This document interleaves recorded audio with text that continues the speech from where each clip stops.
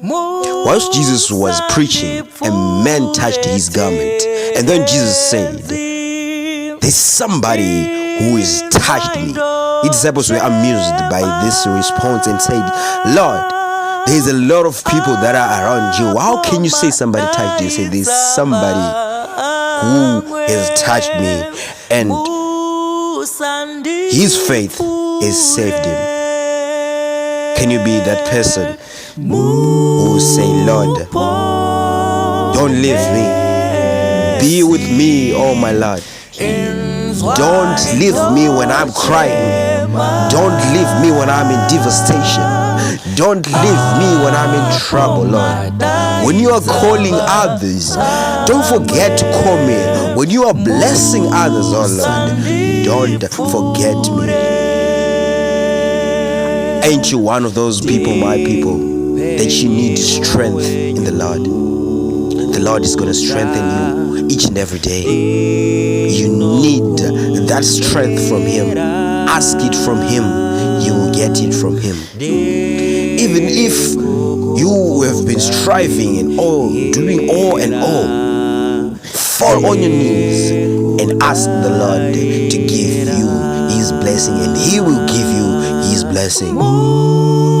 Pass me not, O gentle Savior. Pass me not, O my Savior. Pass me not when I'm in hunger. Pass me not when I'm in devastation. Pass me not when somebody died in my family. Pass me not when things are falling apart for me. Pass me not when nothing is making sense except your word. Pass me not when friends and family have ran away from you. Come unto me, O my Lord, because you are my strength. Come unto me, my Father, because you stand for me. Come unto me, my Lord, because you are the only one that I pray to. I'll throw all the life that I had, that is a life of sin. I'll throw all my sins away just to come to you so that you can save me.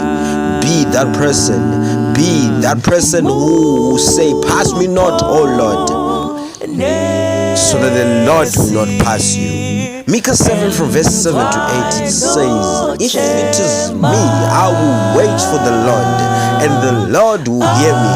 And it says on verse 8 that, "Rejoice not all against me, O my enemy, for when I fall down, I will rise up. And for when I am sitting in the darkness, the Lord will be my light." Don't let the Lord leave you. Let the well of the Lord be within you.